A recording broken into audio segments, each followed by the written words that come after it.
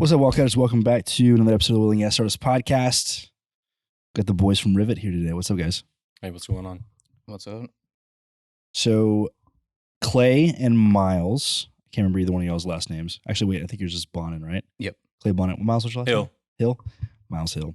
Miles was actually in the running for my second born in terms of naming. It's super popular now. It is coming. It's making a comeback. Yeah, 5-year-olds and dogs. Just I'll be at the dog lots park of dogs and it's either 5-year-olds children, running around but- as Miles. Yeah, not a whole lot of 40-year-olds named Miles.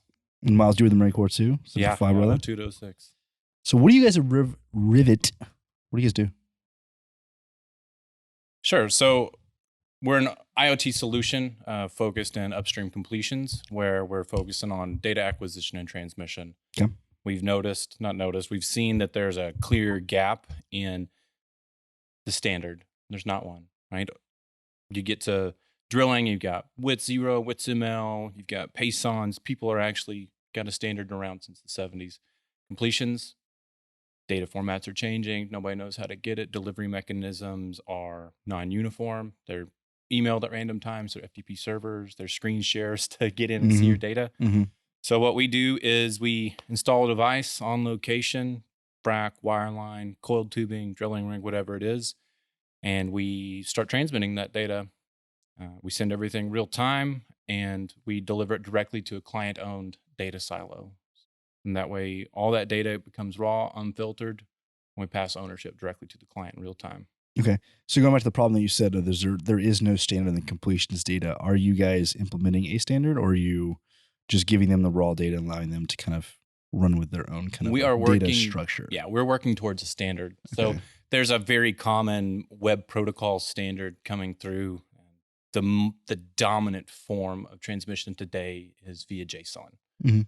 And so that's currently what we're going with, because that is something that every single system knows how to ingest and use. Mm-hmm. And the way we're doing that is we're automatically mapping either through manual channel mappings or through an ML-based uptake to help with that. Mm-hmm. And we're working on basically an extensible but fairly rigid format that can be predictable. And to do that, we're forming a set of canonical names for all the channels. That way, whatever you call it, this is the one name that everybody can refer to it as. Yeah. So there's a lot of players that are kind of coming into this space, and so I'm gonna ask a lot of questions to kind of figure out, where do you guys play? Who do you compete with? Who do you complement? Let's just kind of go through some examples. Corva used to be in this building, now they're right across the street. I think a lot of people are familiar with what they do. Sure. In terms of kind of real time drilling analytics.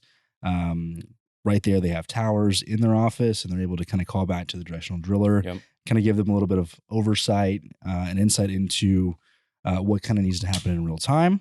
Some pretty cool tools there. You've had guys like Restream that kind of do a little bit more of the same thing, a little bit different flavor.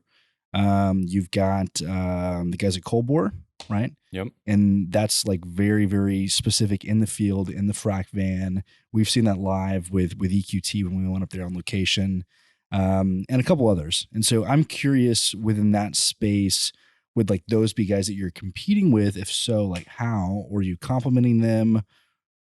Where do you guys play? Yeah, absolutely.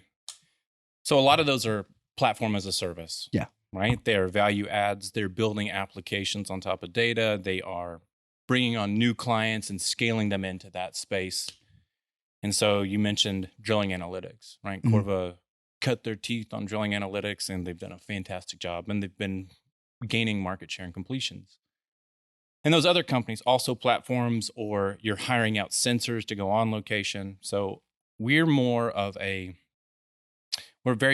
much smaller operation. So if you think of those companies like a cable TV service, right? Mm-hmm. You're getting the whole package, whether you use it or not. We're going to be like a streaming service, like a Netflix. Mm-hmm. We're going to get you just that data.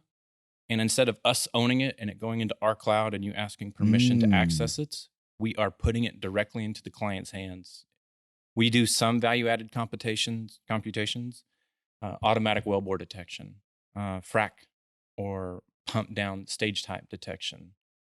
Some other things we're working on as well to do those value adds, but the main thing is getting those data to the client as fast as possible and keeping them in control.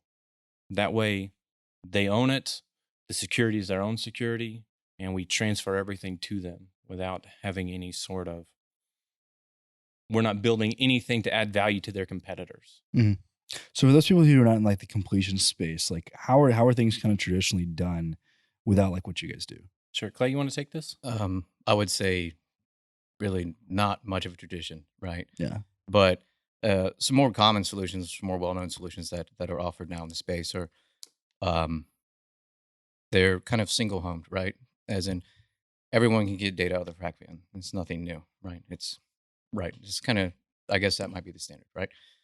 But you have so many different acquisition systems, you have control systems. Everything there is a little bit different. So you've got different formats, different labels, different names. The nomenclature can vary greatly, right?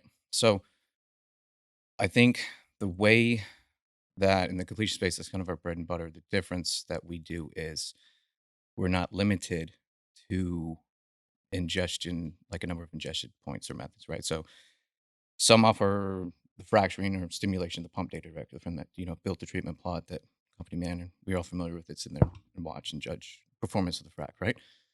Then you have the other phases. So you have wireline, but then you have, that's another system. Then you have pump down, it's another system. You might have some like smart wellheads that have valve sim positioning, like, I don't know, just all kinds of new stuff coming out all the time. Automated fuel solutions, Mhm. sand silos. Everything is censored, right? So we kind of can mold to anything. So we've done stuff for people in the field where we just pull frac data, but then we have other clients that want 15 different sources, disparate sources from one location, all delivered and synced, right? So Miles and I've come up with a few ways around that, but like the time sync method, stuff like that, Mhm. right? And you really don't have to solve that. There's other ways around it to make the data usable. So the way that we deliver the data, we would make a platform that already exists. I guess the short answer is complementary to really anybody who wants to use it. Any existing platform, whether it be a PaaS or a SaaS or a licensed product or something like that, it would just simply feed to that and they could use it. So if I understand correctly, a single source of truth for completions data specifically. Mm, Right now, absolutely. Yeah. Completions data is our focus, Yeah. source Yeah. of truth. yeah, that Can would. we expand outside of that? Yeah. So regardless of what your, let's just say completions tech stack is, Right. those words probably never been used together, but it makes sense. Yeah.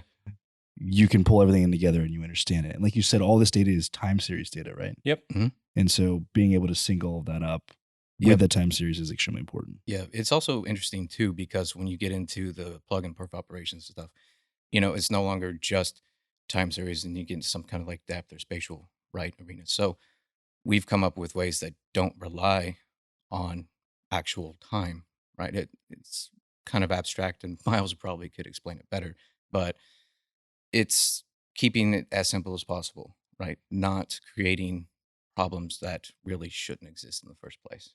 So yeah, it's I'd say we coil tubing as well. The whole Mhm. phase of the completion. As soon as drilling is off, the rig is gone.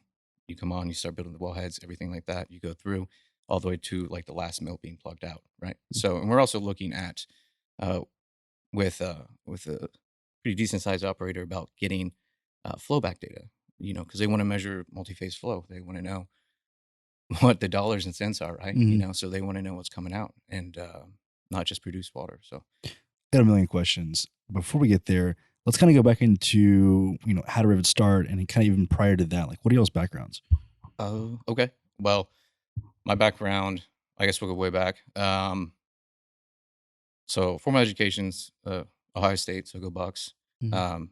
Math and physics, specifically geophysics or mineral physics and mathematics. And then I worked in the big shale boom up in Ohio, Pennsylvania, West Virginia. Mhm. When it was like, what is a formation? I don't care. Let's just cram as much sand as we can because there's 11 wells on this pad and we're not sending it back. We already paid for it, right? Yeah. It didn't matter.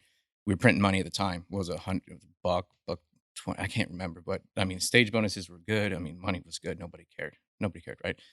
And so then kind of crashed down. So started out in the field and I started swinging a hammer, like, said, we don't give a fuck about your education. Here's a hammer. learn what a chickson is, how to rig up a wellhead, the canes going up to it and things like that. And this was back before they had, like hydraulic zipper manifolds and stuff. We'd be out there banging iron between stages, dude. Brutal. Anyway, so did that and then kind of worked my way up. And then ended up in like a service supervisor position, frac side. So it was there, and then got into the tech side, and I started working in the data side for oil and gas. And what really helped me with that was my previous experience. So IT network admin for a college here in Houston. And then before that, I worked on something called the MAN team, Metro Area Network, or it's Ethernet network, the backbone fiber for Comcast, or Time Warner, whoever they were at the time. So large scale network engineering, dealing with fiber, physics, math, rocks, hammers. So it sounds like that move into kind of tech within oil and gas was like, that interest was already there, that experience was already there. Exactly. Yeah. So just kind of natural. Yeah. And it was interesting because I noticed, I found quickly that a lot of companies that come from outside the industry come in and see it as an opportunity, but then they get into it. And like Mike Tyson says, everyone's got a plan until they get hit in the mouth, right? And they get in there and they realize, okay, well, this is outside. First of all, it's very mobile. It's always moving. There's how many sources, and they can only export this, but they can only do this frequently.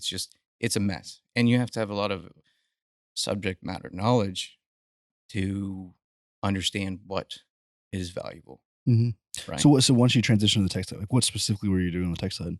Tech side, I did a brief stint in midstream and downstream. So I was a contractor for the EPA. So I was going there making sure nobody was gaming the system. So as you could imagine, I was very popular out on 225. They loved me, dude. But yeah, it was brutal. So I was doing that for a while, and then I transitioned out and I started. I worked at Corva when they were out on Park 10, further out on the freeway. That makes sense. You were like, I didn't put two and two together that you worked at Corva, and you were like, yeah, I used to work in this building when Corva was here. I thought you just happened to work in the building at the same time, but it makes sense that Corva was the only one in the building. Yeah. So we made the move over. Yeah. And that's where I met Miles, actually. Okay. So you're at Corva too? Yeah. Oh, shit. I remember. The plot unfolds. It all unfolds. Well, now I look like an idiot asking these questions. I mean, well, that's what the no prep gets you. Yeah. Yeah, that's same here. Like I called Miles. I was like, what the fuck do you guys know about Corva? I was like, what are we going to talk about? And he's like, I don't know. I was like, I don't know either. I've had a long day so far. I got up at 4 and my brain is fried. So let's just do this. But yeah, no, that's where I met. I remember I had came back from Midland, and it was a hell of a stretch. And I remember coming back, and it was like the big joke was people would sit at my desk on purpose just to fuck with me, and when I come back, and everyone would put them up to it. So some new guy would get hired, and then I'd come back and they'd be sitting at my desk, and I would just, I was like, okay, whatever, that's how it is. That's fine. Okay. And I remember he came back, and Miles was the only guy who did not sit at my desk. He had his own desk and had it all set up, did it himself. Would you, if you didn't have your own desk, would you have sat at his desk? I'm a huge believer in don't touch my stuff and I won't touch yours. And I hadn't met Clay yet, and we didn't know each other. Yeah. And when he came into the office, it was usually scowling with a backpack and stomping through with his boots. And so he's not wrong, but I don't know you yet. You don't know me. Yeah. So funny story. We actually, so Ryan left that poster here in this building, and we just randomly found it in a pile of trash, and we're like, oh, we'll just hang it up. Then he comes in and he was like, that's my poster. And I'm like, well, you can have it back if you want it. But get it done. Yeah. Oh, okay. Yeah. I recognize that. Yeah. But there's also a banana photo somewhere around here too. I remember, I think the first thing I walked up to you, I walked up to you and put my hand out. I was like, how you doing? I'm Clay Bonin. Pleasure to meet you. He introduced himself. So I guess we're working together. And I was really tired. Like I mean, just got off, just left hobby, got my car, came to the office just to pick some stuff up for a few minutes, whatever. Basically let everybody know I still work there. And I think I remember the last thing I said to you was you had a long curly hair at the time. And I was like, and he had glasses. Can't imagine too. you with long curly hair. I remember man bun at the time. Yeah, but it was just up. My hairstyle evolves with the seasons. Yeah, I was like, well, it's nice to meet you. You look like a handsome Al Franken. I'll see you later. I was just like, yeah, and that was it. And then that shit, I think, is back on the field. I don't remember. That shit was crazy, but it was fun. This is unfolding here. Okay, so. What was your background? Kind of prior? Yeah. So you guys met at Corva. So let's go back before so all the way back. So Marine Corps infantry, 02 to 06. I was out at 29 Palms, like you were for all those years. After the Marine Corps, went to college, was studying geology, chemistry, goofed around, dropped out, got into the oil field, worked for Halliburton for 3 years, electric line, and TCP. Were you back in Texas this whole time? I was in Texas. Yeah, so I got out of the Marine Corps, moved to Austin. Okay. Working at Gold's Gym, goofing around at college. Went up to Fort Worth and was working at the Alvarado yard before it shut down. And I was one of, it started as 13 of us and then whittled down to 2 when the 2008 bust hit. So TCP through the better part of MidCon. Then I spent the last year and a half focused on electric line. Got tired of cold, wet all the time. And I saw these kids much younger than me coming in and me basically training them to replace me. So made the decision, going to go back to school. Got into Austin Community College, picked up the credits, got into UT, graduated with a BS in physics with a focus in computation. And to get through all that, I had to learn how to code. So is that okay, pause. Young kids coming in and replacing you. Is that do you have like a chip on your shoulder, or do you identify that hey, I need to fucking learn tech? It wasn't that I had a problem that they were young. It's that they had no experience and I was training them to replace me. They didn't have any field experience. And also they had a real attitude that they belonged there and that I felt that I had earned it getting to that point. And not that they didn't earn it. They earned a technical degree and there's nothing against them. And I say kids, there was one in particular, and I can't remember his name, but he just really stood out in my head as an ass. And I wanted to drag through the mud every chance I got. He did beat his ass. I don't know. I was fairly. So why specifically did you choose that degree? So a few weeks before I EAS'd out of the Marine Corps, I knew I was supposed to go to college, right? That's the plan. That's what everybody does. I was in the same boat. I was like, I knew what I wanted. I knew the end goal, 10 years from that. I just didn't know how to get there. And so I was like, computer science, because I learned about startups. And I was like, I don't know any developers, so I'll just become one myself. Yeah. And then made it 2 semesters before I ended up in the oil field. So I went down to the library there at 29 Palms, and I picked out 2 books. One was Simon Winchester's Krakatoa, which is a library? Yeah, there was a library. I didn't know if I could read back then, if I'm being honest. I knew how to aim. Yeah. So I picked up this book. It was on volcanic eruption, Krakatoa, 1893. And great book. Simon Winchester, amazing author, super exciting book. And then I picked up A Brief History of Time, Stephen Hawking. And I was reading these concurrently. And then when I finished those 2 books, I thought, okay, I have no idea what Hawking said. None of this, none of these pictures, the kids' coloring pages didn't make sense. So geology's probably the route I'll go.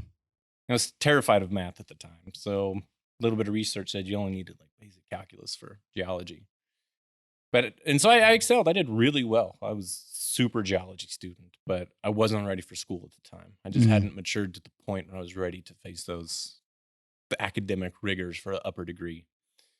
And so after the oil field, I realized, because I did really well at engineering school, I did well at all the schools that they sent me to. Hell, in the Marine Corps, I was honor graduate from squad leaders course, machine gun leaders course. So I realized that I had the capability, but I'd never tapped it. And so that's what I sat down with a pre-algebra book before I left the oil field. And I remember just in my apartment working fractions for hours, page after page going through. And so I started in physics.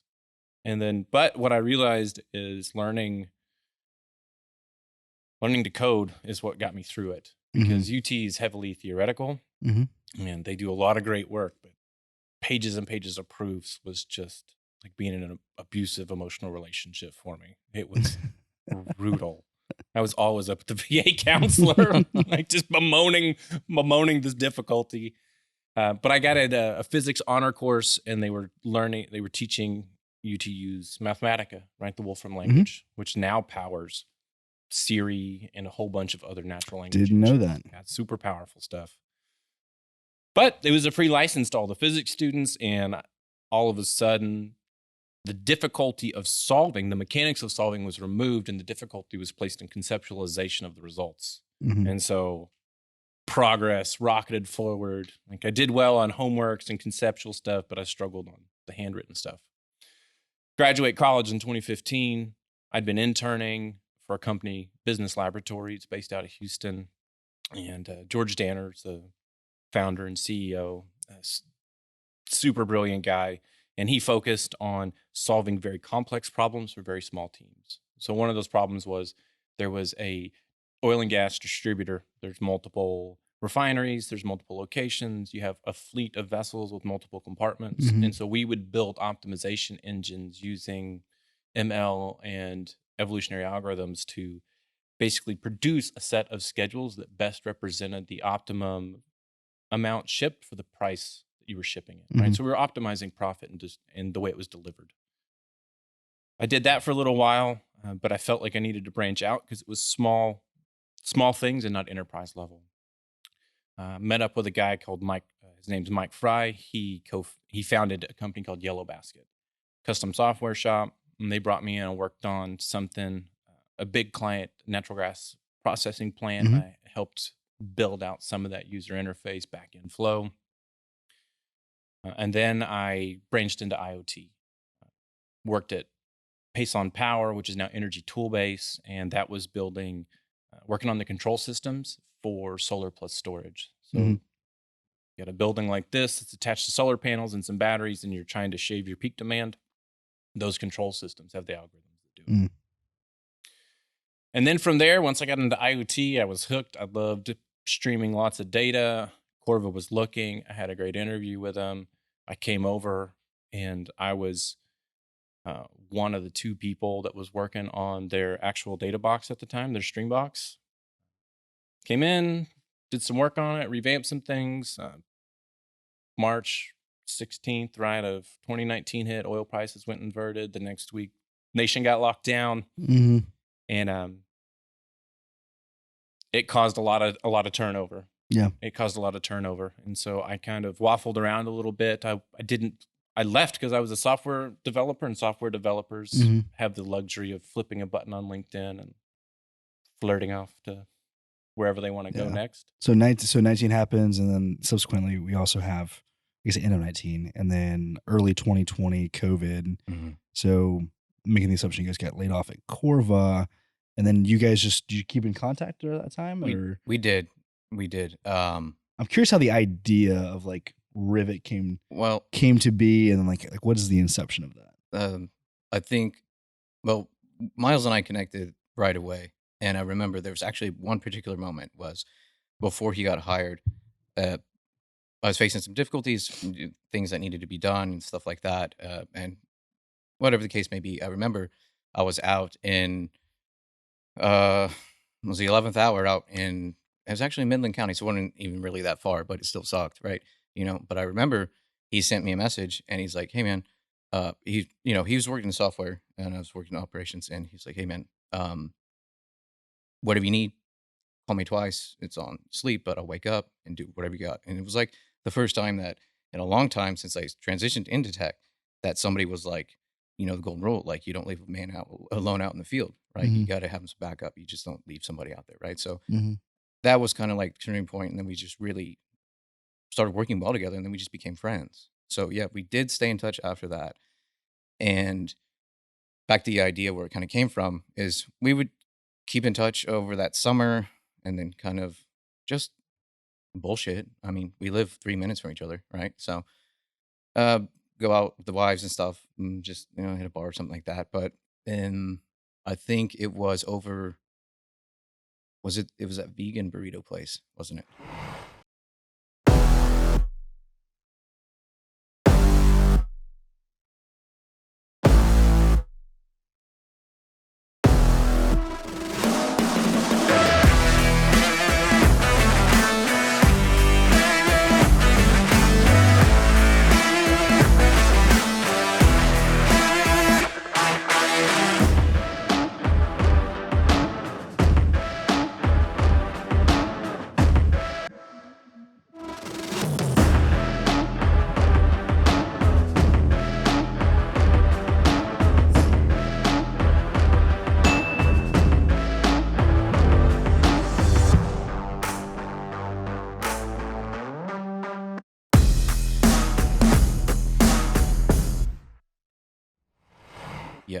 That's where all the good ideas Yeah. happen. Vegan or At first, I was like, how could I make It's this? because your energy's not spent digesting meat. Yeah, right. And I was just trying to figure out the hottest sauce they had so I could cram it down my pie hole. But now I was sitting there and I thought about it. And I remember we had kicked some ideas around. And, you know, it was kind of taking shape there. It was literally at that table at that vegan Mexican restaurant, which was actually pretty good at a long point.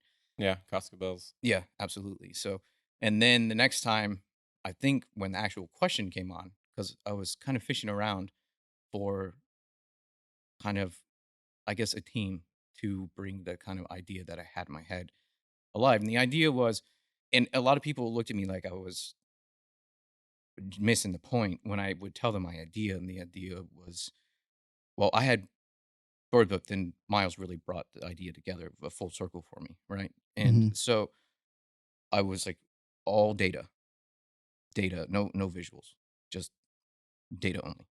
And people were like, okay, but then how do I see the data? I'm like, however you want.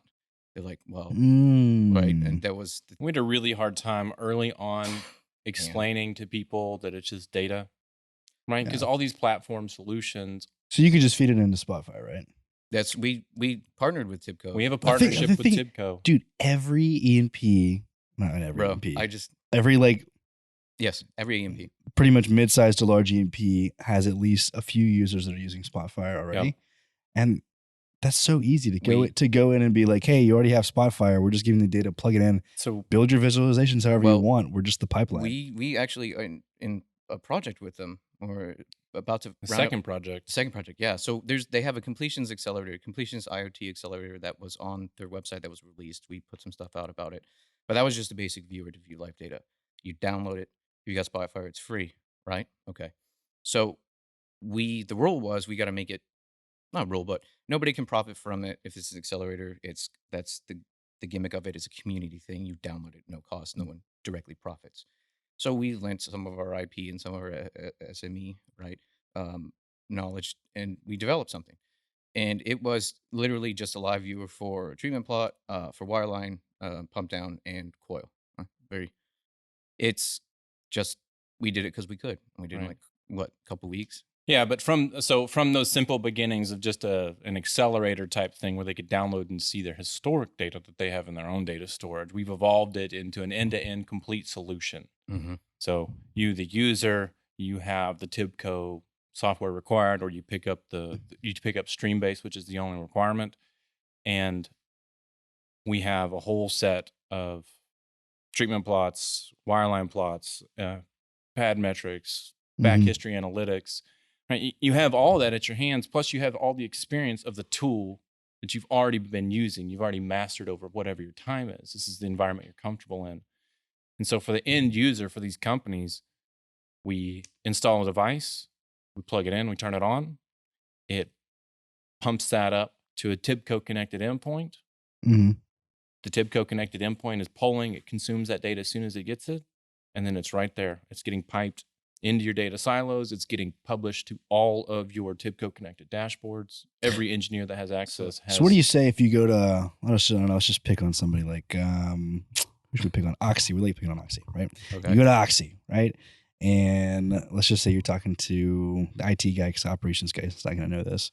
And he's just like, but Miles, we have a data warehouse. How is this any different? What do you guys say? Oh, well, so they're housing it. Yeah. But to get that, they have no ingestion point, right? Like, it's cool if I can have 10 silos out back, but they're not full of grain, they're not worth anything. So they can have all the data warehousing they want. If they want to open up an endpoint to us, SQL, protobuf, any sort of communication protocol that they want, I'll build a connector, and I can pump it directly into their data warehouse. If they got Tibco, that's fine. We'll pump it into a Tibco connected endpoint. So basically, a lot of times what you see with IT is like, I built this. This is mine. Like, my VPC, don't touch. And I've worked for those corporations. It's a pain to manipulate those. The only thing we need to integrate with that sort of standoffish IT department is a single DMZ with a single ingestion point where you can quarantine your data, right? So we have write-only access to a single place. We write in like an influx DB format, and it's there. and then they can pick it up and do whatever they want with it. I'm sure that would be like one example of kind of like an objection. But like, what else do you hear from, like, as you're kind of out there hitting the roads, talking to potential EMPs, like, what are some of the things you guys kind of hear back? And, is it like say it's some sort of rebuttal? Is it like an education barrier or? Yes. We had a really good one recently. It was a business contingency. Yeah. So with the platforms, Corvas and others, your data is contained and hosted on their cloud platforms, right? So they are responsible for maintaining its security and that it's always alive. See, that's something I didn't know. I always figured that they had at least one copy of that, but I always thought the clients would have at least as the client consumes that data, they then have their own copy, but it's not an automatic process to deliver that data to them. Gotcha. As far as I know the product. And so how we handle that is if that is a concern. So our client that we were speaking with said, what happens if we get a ransomware attack and our entire network is locked up? How can we get our data back? How can we do all that? And so one option we provide is basically a cold storage solution where we'll pipe a copy of every single thing that's ever from start to finish, and we'll put that in a low to no touch storage solution. So it keeps the cost way down. And then in the event that something happens to them, hey, no problem. Your real-time data feeds are still up and active in a secure VPC that's IP restricted through the TIBCO connectors or through their own connectors. So they still have access to real-time data and all of their historic data. No problem. It's all been AWS KMS encrypted. It's all there. And so all we have to do is either one, give them permissions, which is a few minutes worth of process to do, or two, bundle it up and share it with them in whatever format they have. But that was the biggest one most recently, the business contingency. Yeah. I think another one, well, in the very beginning was skepticism, like truthfully. So I think I'll take it back real quick and we'll just do like a non-technical, just, I guess, C-level 30-second sales pitch that you would say. Okay, so you have all these operations in the field. You have the well creation cycle, which we cover the entirety of, right? Not just completions, but that is our bread and butter, right? So you drill the well, you stimulate the well, you pull the plugs out, you flow it back, you go in your first 90 days, right? We can cover all of that. Now, the thing is that there are multiple sources. Even with drilling now, you get into these really specialized pumps and things like that with new muds and everything. So it's all about efficiency and automation ultimately, right? So what you end up with is a pitch of saying, hey, Mr. So-and-so, Mr. CEO at Oxy, VP, whoever it is, right? We're going to install one device on your location. We'll wirelessly consume via mesh network or wired, whatever they want to do. So one box, so one point will consume all sources of data. There's no limit on it. And we'll do that for all of your operations. And then we'll deliver it to you in a JSON notation labeled with the value. So it's not just like CSV, even if it is given to us without labels. That's a whole nother story. But we'll take all your data, no matter what, deliver it in a uniform way directly to where you want it. And in this case would be, say, we'll deliver it to your TIBCO endpoint of Streambase, which is a stream processing application. And then all hypothetically, have 30,000 engineers, but all 30,000 people that have a license to Spotfire can download this. And you can all view the same data from everywhere in the world, from every single operation, whenever you want. And it's just kind of like, that's bullshit. So there's an actual device in the field that actually aggregates it and then streams it. Would this be considered like kind of like an edge device? It is an edge device. Yeah. And it's Miles, baby. And it is pretty fucking cool, right?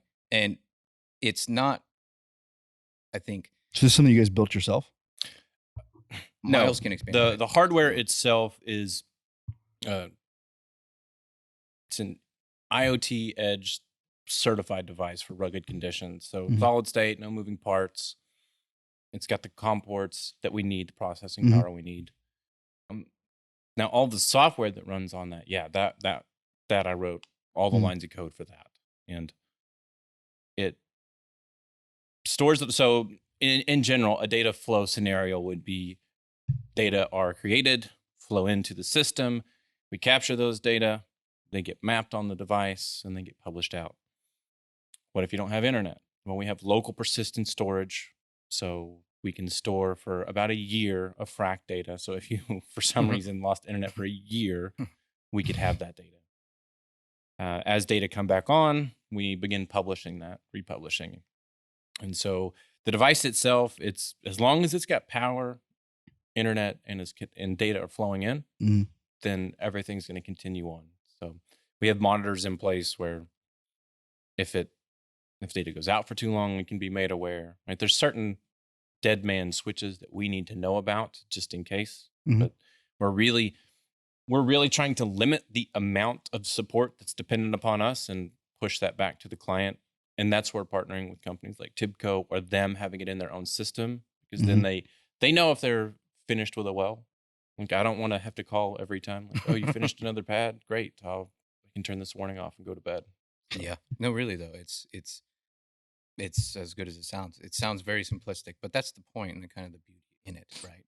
So it's technology as a whole is any type of technology really is just extremely, just infinitely complex and complicated, right? But you don't think of it because you use an interface, so you're detached from that, what really happens behind the scenes.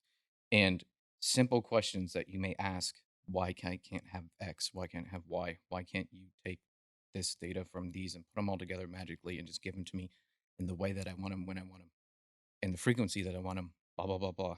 Well, because it just doesn't work that way. It's very hard to do, and that's why a lot of, I guess, not just would be RDS or Calvin or whoever it is that's in the space that offers that kind of platform based type deal is, it's just they're building the house before they build the foundation. That's literally, I think, the best analogy, right? So anything that you want to do, that you want, like remote treating or the next thing, there's this huge talk about automation, autonomous everything, actually really running algorithms, really using machine learning type setups and processing in real time. You need that strong foundation of reliable, repeatable schema. Data is where it's all built. Data is a commodity. Data is probably the most valuable commodity side of energy as a whole, but in energy, I'd say it rivals the product itself almost, because it's very powerful.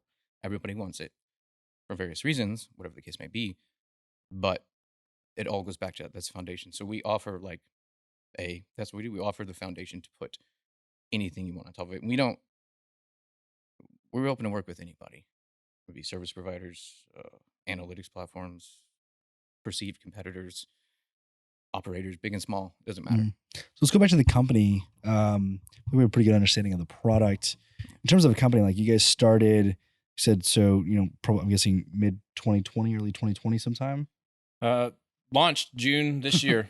21. Okay, shit. So June 5th. Obviously, there's probably a little bit of build-up before that. And so kind of walk us through, like, what is some of the challenges there? Like, you guys bootstrapping it? You raising capital? Like, so we got together and started talking about it, figured out what we could and could not do. Yeah. And we went through a few iterations before we kind of parsed this down. I think a lot of small companies, at least in their general idea phase, go through this, where you're in a sort of gestational period. We had a wide space, a wide ecosystem that we wanted to target. Clay had mentioned that it was all about data harvesting. So we sat down with a couple different companies that were looking to, like, the cannabis industry in Florida. We spoke with some companies down there that were growing and distributing, but they didn't have any centralized data storage. So we talked to them about sensoring and data harvesting. We had calls with some other companies it was a sales company doing clothing, and they had their data spread out over about 4 different platforms. Again, disparate sources, data harvesting, kind of pulling all that in. All the while, we were still trying to focus on getting this IoT solution out there. And we basically decided that, almost like a Linux idea, being good at one very small thing and doing it really well is much more valuable than being a cheesecake factory of restaurants. We realized that while we could do those things, our expertise lends itself to this, to being in this space. We also realized that our backgrounds lend itself to this, and that what we were trying to do, while there are competitors that are pumping data into their cloud, there was nobody else that we could find or were aware of that were streaming data directly to their clients, and basically surrendered the data ownership argument up front. Mhm. And so it took some time for us to go from this wide ecosystem down to something narrow, plenty of energetic conversations around what we should and should not do. And then we finally landed on this will be the thing that gets us the furthest by focusing on what we're good at. I like that you talked about that, because that's something that I think most like aspiring entrepreneurs don't really understand. Just a couple examples, talking with a guy who known for years and finally went on his own, and he texted me, he was like, what week one I'm in? It's like, man, a lot different than kind of what I expected, a lot of like small changes, things I need to kind of like pivot. But I feel like it's very rare, at least from my experience with the people that we've talked to on the show, that you kind of know exactly what you're going to do and exactly what your business model is going to be, exactly in the market that you're going to play in right at the gate. And you kind of just figure that out through feedback and just kind of exploring. I also made a post of like, me and Colin met in 2016, and it was posted on LinkedIn like last night or something. And it's outside the Land of a Thousand Hills, man. That was like our first office, because we didn't have an office. And so it was like, I was running through all the different things that we had done, kind of like as pivots of us trying to just figure out, where we wanted to play in this space. And it was like, we thought we were going to build the next biggest E&P. Did end up owning some wells in Oklahoma, but it was definitely not like the next Exxon or anything. And then from there, we'd write some white papers around security tokens and blockchain use in oil and gas. Thought there was huge opportunities there. That did kind of turn into something later. And then there was also like, hey, we wanted to kind of look into, could we help companies in this space with like marketing? We never landed a single client, but like each one of those, like the butterfly effect of going through those kind of thought processes, for one, helped us understand the business models of those extremely, extremely well. And then so once we got to Wildcatters, of being able to, for one, I came into the industry as a tech founder. I can talk with you guys on a technical level, right? But at the same time, I can sit down with E&P guys, and because we went through that, it's like now I can talk to E&P guys because I've done that too. Yep.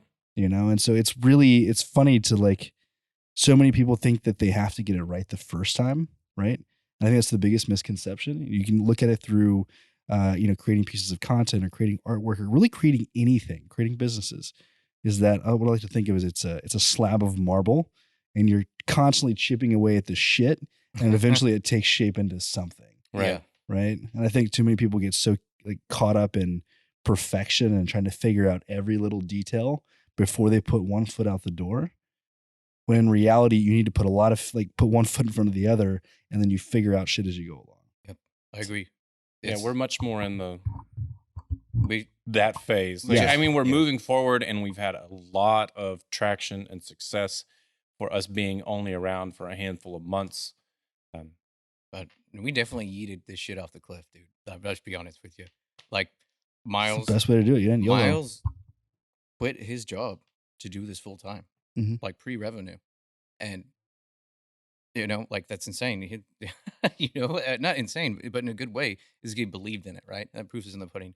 And I had some pretty decent job offers, a few on the service side and one actually on the operator side. But the thing was, I felt it's hard to explain, right? But I just felt like it was the right time. If I don't do it now, when am I going to do it? Like, I'm going to do this, and I'm going to either fail, or I'm going to have moderate success, or maybe it'll be really successful, but I'm going to do it. Dude, if you fail, who gives a fuck? Exactly, right? Like, seriously, what's the worst that happens? It's better to aim high and miss than never take your shot at all. Really, it is. And it's funny. I've found that, especially with, a lot of our stuff is contracted out in the field because it is very hands off. So we focus a lot on other things, like at home, right? Yeah.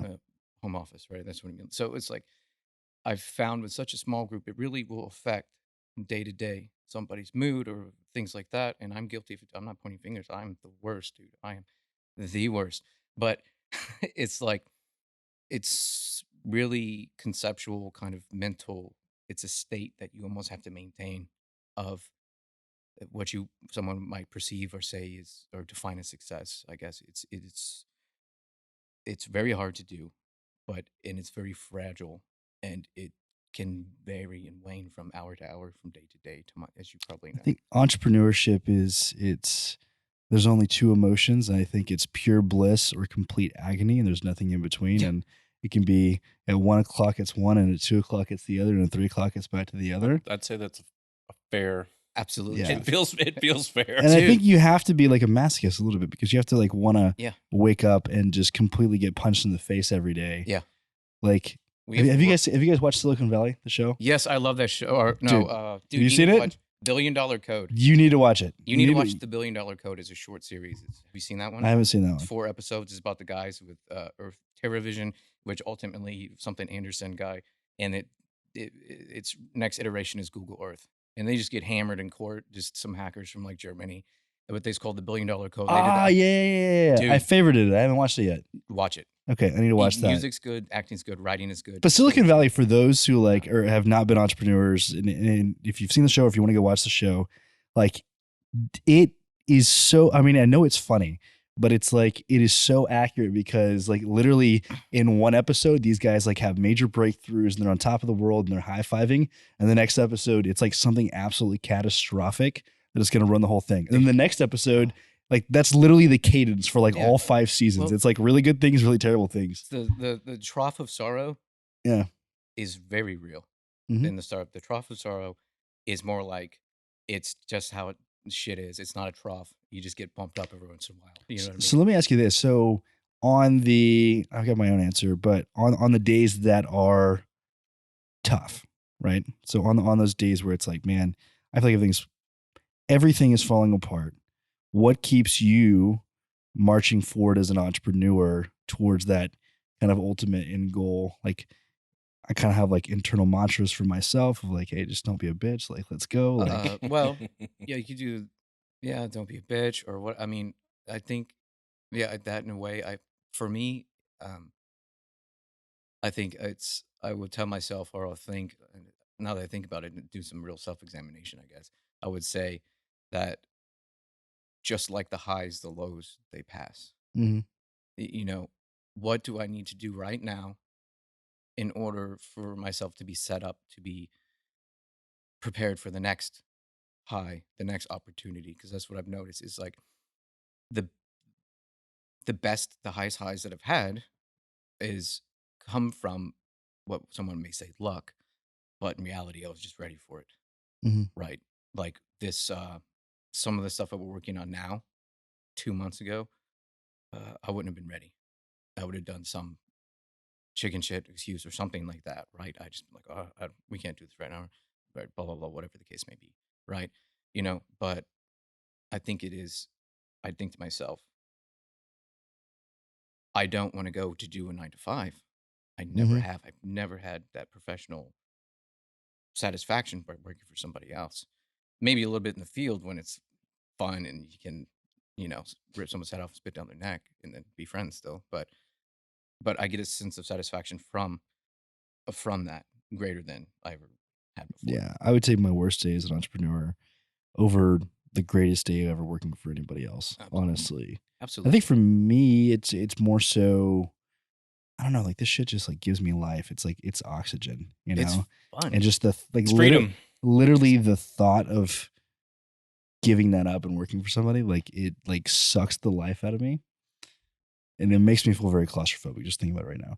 So, yeah, it's like there is no other option. No. And I think like now that you're experiencing it full time, it's like there's no going back, right? And I think that especially in those early stages, it's like I will do whatever it takes to make sure that I never have to go back to that. Yeah, it's so true. Like I will first buy a 3500 flatbed and a gooseneck, and I kept my CDL, and I'll run hotshot for myself and barter my own deals before I go work for somebody else. Like I don't care. Yeah, like, and that's not a bad gig either. I like driving. No, you can make a lot of money. Oh yeah, actually. absolutely. It's actually like I've thought about just buying a few trucks and hiring some drivers because, dude, absolutely, like it is hot right now. Oh yeah, but I love that. I love that hustle of like just doing kind of like been there multiple times over of like just do whatever it takes to survive. Yeah, and sometimes your harshest critic and the hardest person to answer to is yourself. Yeah, because you can't lie to yourself. You can't bullshit yourself. It's like this new level of accountability that I've found. And I guess not the truth, but to get too far into it, but it's like, you can't bullshit a bullshitter, and I'm a bullshitter, Yeah. and I'll see right through my own shit, and there's just no way. You just So I guess the unfortunate news is that once you achieve the kinds of success that you guys want, like the goalposts move and you're always chasing something else. And so and that's just the nature of it. And I think that in order to kind of be happy on that entrepreneurial journey is to be kind of based in gratitude and like understanding where you come from, but also at the same time, not to become complacent, right? And just being and accepting, oh, like this is good enough, you know? Because once you accept that, you don't continue to kind of be on the offensive and are constantly looking to evolve. That's when businesses and entrepreneurs, like that's where you go to die, you know? So my wife said to me, it was pretty funny. She was like, you know, if you just were a little less ambitious, you probably wouldn't be so depressed all the time. I was like, I've never felt something so real in my life. And I was like, I'm sorry, I identify as a billionaire. I'm just not one yet. So you just literally, you sit there across the table, just stare into space for what would feel like an eternity. You know, she's like, oh, she knows me. Yeah. She knows me so well. I know. That's how the dynamic with that, trying to deal with that stress from that, and still, because you get that big high. We've had a few highs, like high highs, right? And some really big lows, got hit in the mouth a few times and things like that. And no matter how high the high is, I have great appreciation for my wife because she keeps me grounded, right? She's a nurse and she, has been one for many years and stuff, but it's like, hey, guess what happened today? That's great. But XYZ needs done in the house, so let's get to go it. And it keeps me grounded and keeps me in more of reality type thing. Yeah. So I am fortunate for that. Yeah, I was kind of wondering if I would ever been able to do, or maybe not do, but maybe within the time frame that I did without the support of my wife in the early days. Because she was like, when I was making no money, she was the one who was keeping the lights on. Yep, exactly. So, MVP. but as we got to wrap up, we went super deep on the entrepreneurial journey, which I love. Yeah. Throw little nuggets out there because I like that because for one, we've just had an influx of people kind of reaching out lately and saying like, hey, we've been listening to the show for a long time and you know what? Fuck it. We're doing it. I'm quitting my job. I'm going all out. And here's what I'm going to do. And so I've been spending a lot of time with those guys lately. So it was kind of top of mind. Yeah. So love to kind of dive deep into kind of the psychology of entrepreneurship. It's something I know intimately. And so it's always fun to see as you guys are kind of early in the journey, see how that grows and kind of blossoms and changes over time. But excited what you guys are working on. So if anybody's listening and they want to reach out and like, hey, we think we have a need for Rivet. What's the website? Rivitt.io. Okay. Or they could find us on LinkedIn. Same thing. It's RIVITT.io. Yep. RIVITT. Okay, we'll put a link in the show notes below. And then you guys are on LinkedIn, right? Yes, sir. Okay. We are. So we got Clay Bonnet and then Miles Hill. So go check them out. We'll put the links in the show notes as well for that. Guys, thanks for making the trip. Yeah, cool. From across town. I appreciate it, man. Awesome, guys. If you enjoyed the episode, take 2 seconds. Check out our new website. We completely redesigned the whole thing. Looks really nice. The team spent a lot of time on that. Hope you guys like it. Let us know what you think. Catch you in the next episode.